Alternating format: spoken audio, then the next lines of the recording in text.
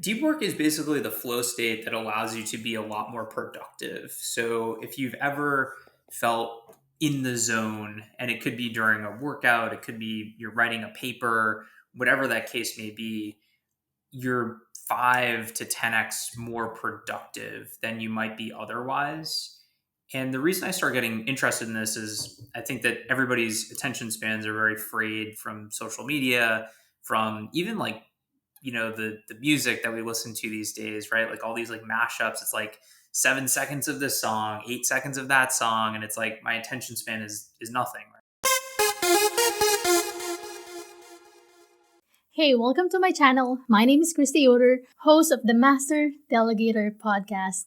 The Master Delegator Podcast is for busy and overwhelmed entrepreneurs who want to learn how to become effective in the area of delegation and learn how to hire great virtual assistants to help them scale their business and have more time and freedom. If you are new to this channel, please consider subscribing and don't forget to click the notification bell so you get notified every time I post a new video. Alright, let's get started. Hey guys, this is Christy Yoder once again for another episode of the Master Delegator Podcast. And today we'll be talking all about deep work with Phil Strazzulla.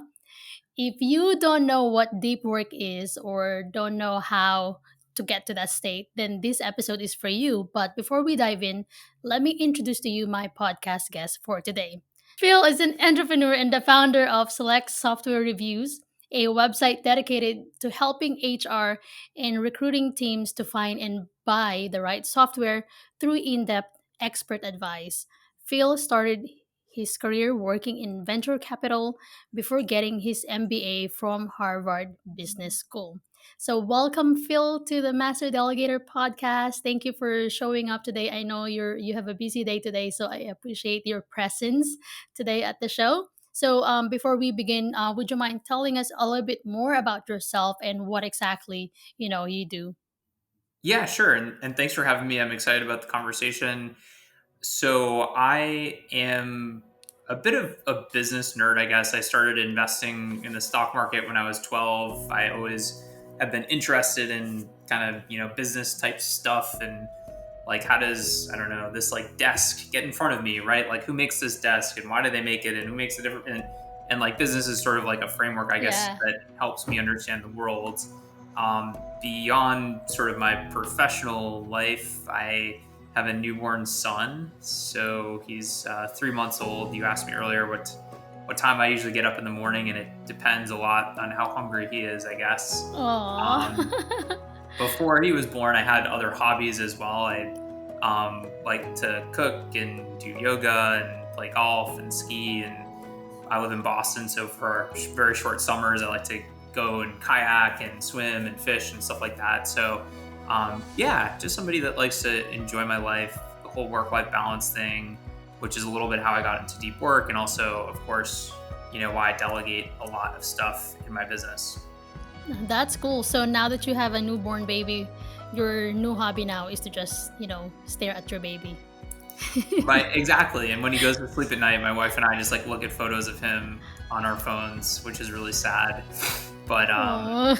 yeah, he's a cute kid, and every day he's learning very small things that are completely new. So it's really exciting. Yeah, I mean, I don't have kids yet, but I have a puppy and I consider him our baby. Yeah, And recently we went on vacation for 10 days. So we went to Florida.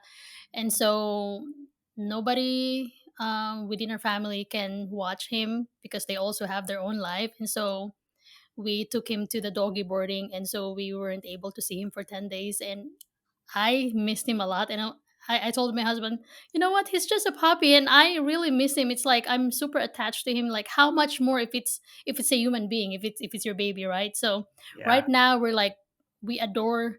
It's almost like we worship our puppy because he's just so adorable. But how much more if it's a baby and it came from you. So I mean, I could not just imagine how much attention you would be giving your baby and how much sacrifice you're willing to give in order to give that baby the attention that he needs and to give him a better life. So, and I'm pretty sure that a lot of things have changed in your life right now, and I'm sure it's for the better. It's definitely a different season in your life right now. But anyway, I want to know more about your company, Select Software Reviews. What exactly do you do there, and how do you help business owners? Sure. So I had started an HR technology business like 10 years ago.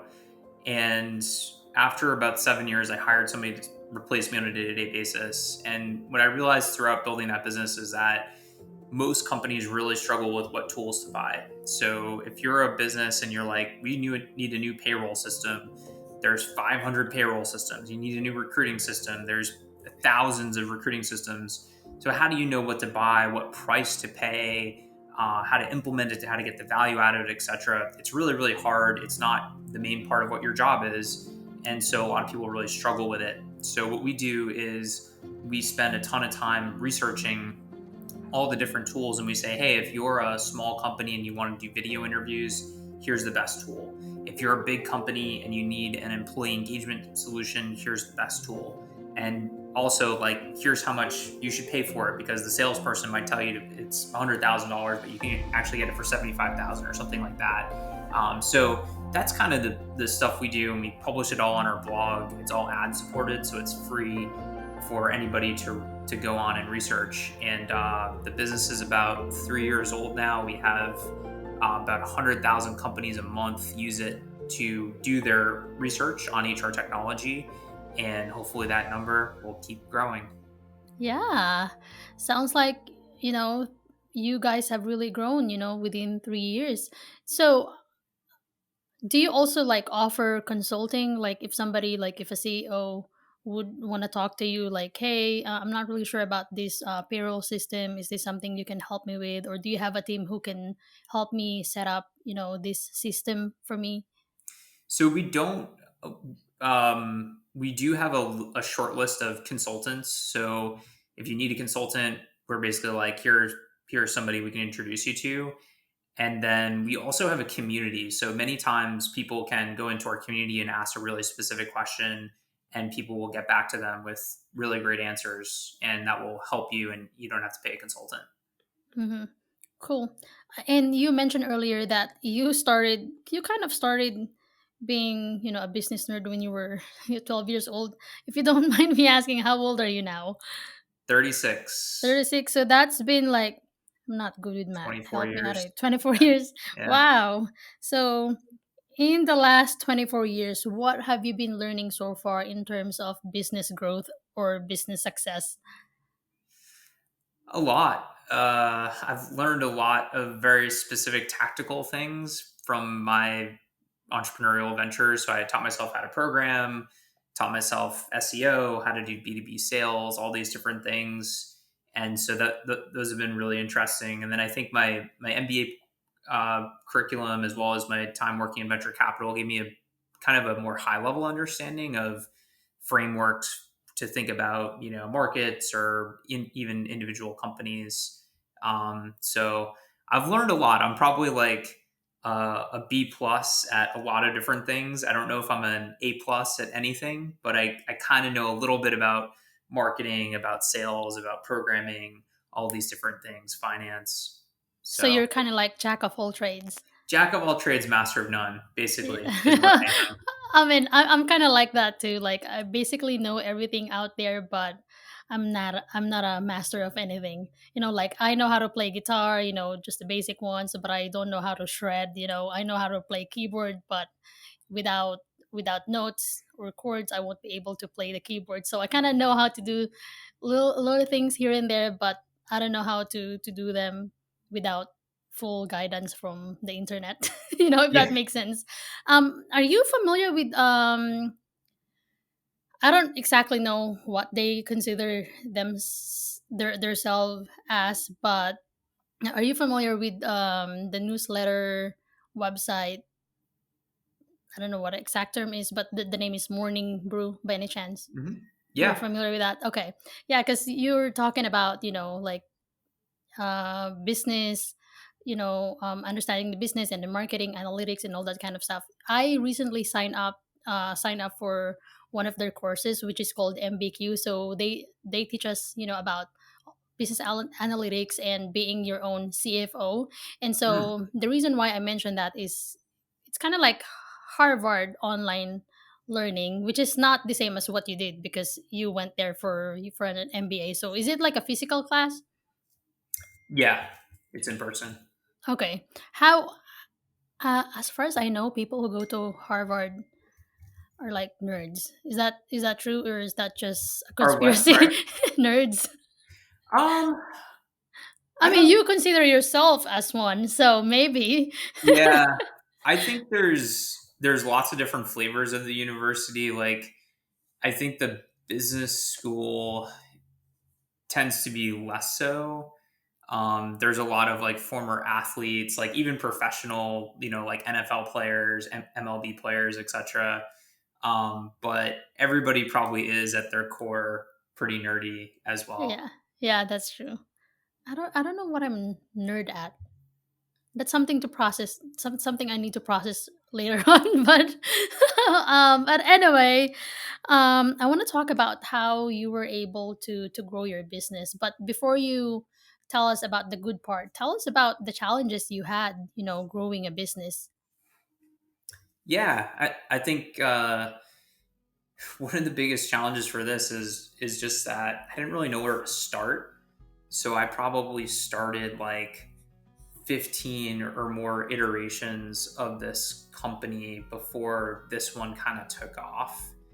I had this general idea that it's really hard to buy tools, and so we want to help people do that better.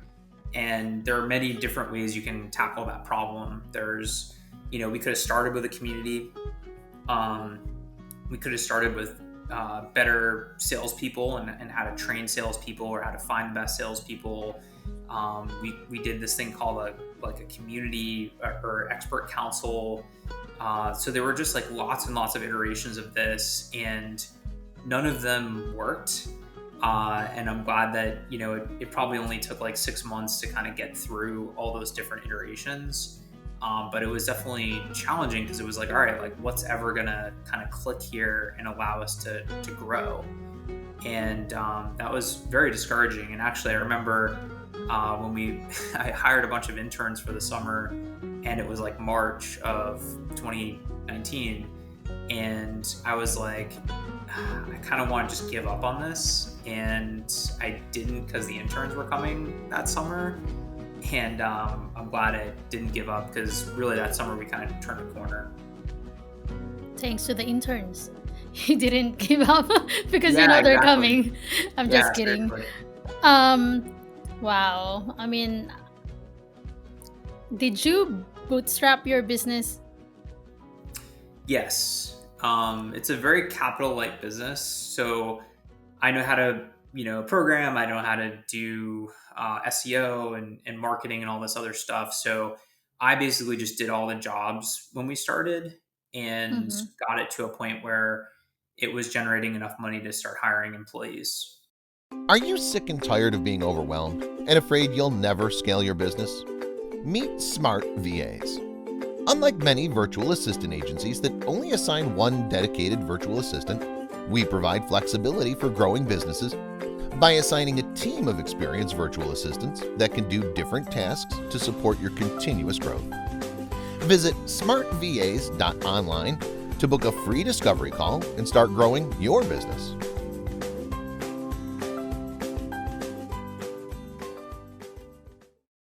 So let's talk about, deep work. You know what? I don't even remember the time I was able to be, to do that, to do, deep work and just be able to focus on one task. And I don't remember the last time I was in that state because every time I do something, even if I'm not doing anything, even if I'm just eating or I'm just listening to a podcast, my mind thinks of something else. So tell us what deep work is and how do you go in that state? Yeah. Deep work is basically the flow state that allows you to be a lot more productive. So if you've ever felt in the zone, and it could be during a workout, it could be you're writing a paper, whatever that case may be, you're 5 to 10x more productive than you might be otherwise. And the reason I started getting interested in this is I think that everybody's attention spans are very frayed from social media, from even like, the music that we listen to these days, right? Like all these like mashups. It's like 7 seconds of this song, 8 seconds of that song, and it's like my attention span is nothing, right? And we're watching TV and we're on Twitter at the same time. Like that stuff's so bad for our brains. And I started reading some stats here and there about McKinsey did this study where their employees were like 5x more productive when they were in state of deep work, about attention spans decreasing, etc. And I found this book called Deep Work by this guy Cam Newton, who is a professor, I believe, at the University of Pennsylvania. And his colleagues were just super jealous. They're like, how do you get all this stuff done? And he was like, well, the reason you're not getting anything done is that you're doing emails for 10 minutes and then you're doing something else for 20 minutes and then you're going back to emails for another 10 minutes and you're checking your text messages, and all of a sudden the day is gone. You felt really busy and maybe even productive, but you haven't gotten anything done. And so the basic philosophy is that you need to carve out time in your day to have at least an hour block where all you're doing is one task, and it should be your hardest task that requires a lot of brain power. And when you do that and you don't interrupt yourself with emails, with all these different things, text messages, you can get a ton done, like an unbelievable amount of work done. And really in the span of like 2 or 3 hours, you can get more done than some people do in an entire week. The way that you do it is you block off your calendar, you put everything on Do Not Disturb. And then what I also tend to do outside of that is I meditate. I try to meditate at least 20 minutes per day. It doesn't always happen. And I also exercise. These high intensity exercises can really help to kind of clear out the cobwebs as well. So doing all that stuff allows you to get in the state. And when you're in it, it can be really unbelievable what you can accomplish in a short amount of time. Yeah, those are really good. And based on your own experience, how long were you like, I don't know how to phrase my question.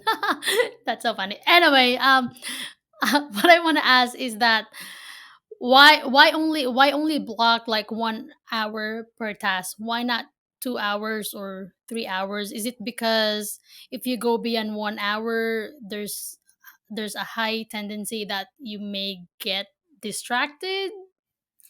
I think that 1 hour is sort of a minimum, and I think you have to look at yourself and what you're good at, or what's good for you. So I usually block like 2 hours, and that's enough for me. If I go longer than that, my productivity slows down.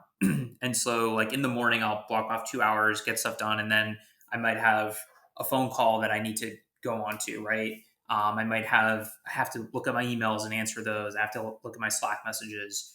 So that's why my time window is 2 hours. The other point that Newton makes in his book, which is really good, is that actually his name's not Cam Newton. That's a football player.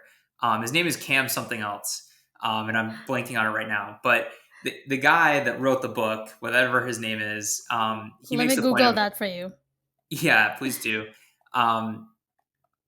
It's really, you only have a certain amount of brain power.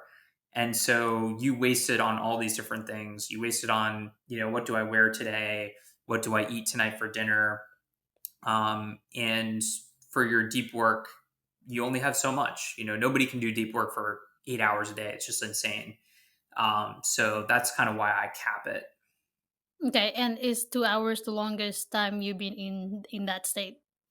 No, before I had employees, actually, many times throughout the day, I was doing this thing called Focus Mate, where you get paired up with somebody for 45 minutes at a time, and you basically each do deep work together.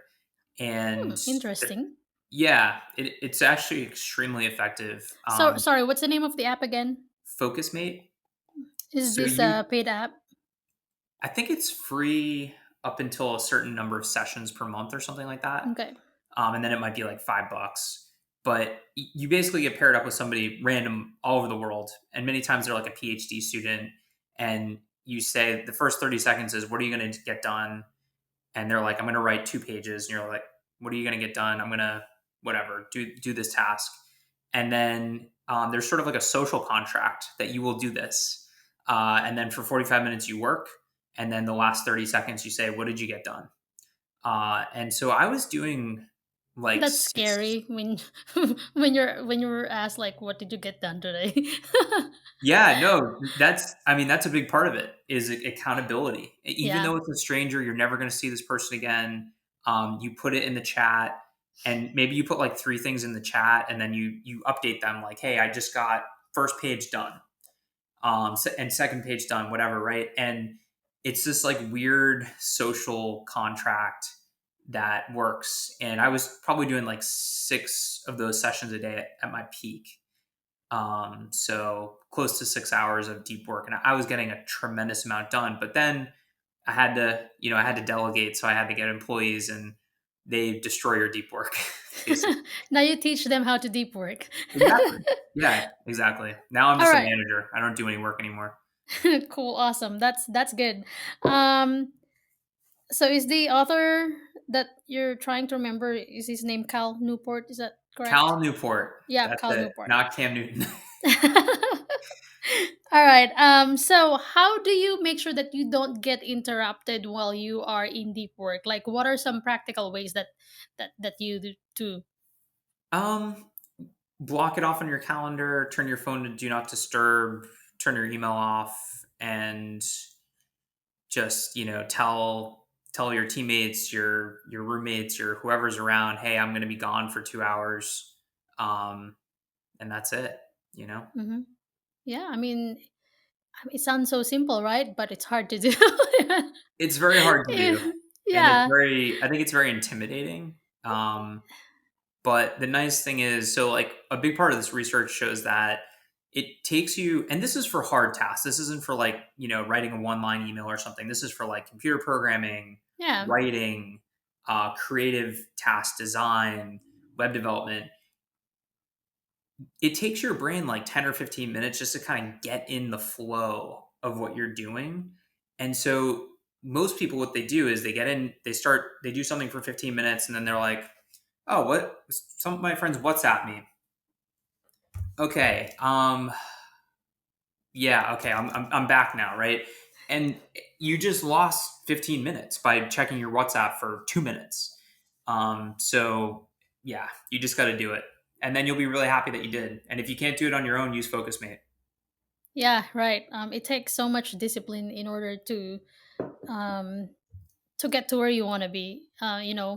Regardless if you want to be in the deep work state or in a deep work state, or if you want to be successful in your business, or if you want to take care of someone, you need so much discipline. Like if you want to eat healthy, if you want to exercise, you need discipline. Like whatever we do, I think on a daily basis, it takes discipline. Even just folding your clothes, cleaning your house, it takes discipline to not um put those things on hold.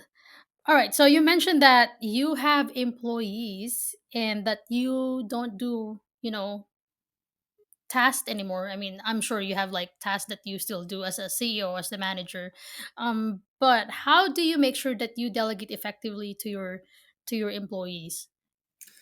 It's really challenging. I think that for me, I like to do a task first and understand it, and build out a standard operating procedure that is fairly detailed without being, overly prescriptive, especially if I've worked with somebody and I have trust with them and I know that they'll do a good job. But I also want to give them what they need to be successful. And usually that's really clear direction and expectations and then feedback. Right. So the only way to really put that together, I think, is doing the thing first so that you know all the different ins and outs, how long it's actually going to take, all the things you can't really predict when you start down a project, and then building out a standard operating procedure, helping somebody ramp up, making sure that they're supported, and hopefully, they're sort of in motion from there on out. Yeah, yeah. I totally agree that, it's important that us business owners, we know what the task entails. Like we have an idea how to get it done and what outcome we want to see, because if we don't know, like for instance, if we want to tell somebody to create a graphic for us, but we don't really know what colors we want, what exact image we want, it's hard to give a clear direction to our employees or team members if we, ourselves as business owners don't know what we want in the first place. And I think it's also important that we have SOPs. We know what we expect, from them, and we give feedback, you know and I feel like it's important to give feedback even though everything went well. Feedback is not just, hey, you did, you didn't do good today. Feedback can be also something that, will encourage them, like, hey, you did great today. All your graphics are done really great. I love the quality, something in that line. So yeah. Were there a time where you delegated and you got frustrated because you delegated something, it wasn't something that you wanted? So what have you learned from that situation? Yeah, it happens to me all the time. Unfortunately, I think it's just like a fact of life, with doing anything new. And once in a while, you're going to find somebody that, for example, we have a bunch of freelance writers on our site. Once in a while, you'll find somebody who's plagiarizing or doing something that's like truly nefarious. Mm-hmm. And at that point, you just have to kind of cut the cord. More times than not, you find people who maybe just like didn't understand what you were trying to say, and that's sort of on you, I think, to a large extent. And so I always feel immediate frustration. But Are you like, I wish I was the one who did this, like it would have been easier? Were you like that? sometimes, yeah, sometimes, and I think that those tasks, like I probably still do a lot of that stuff.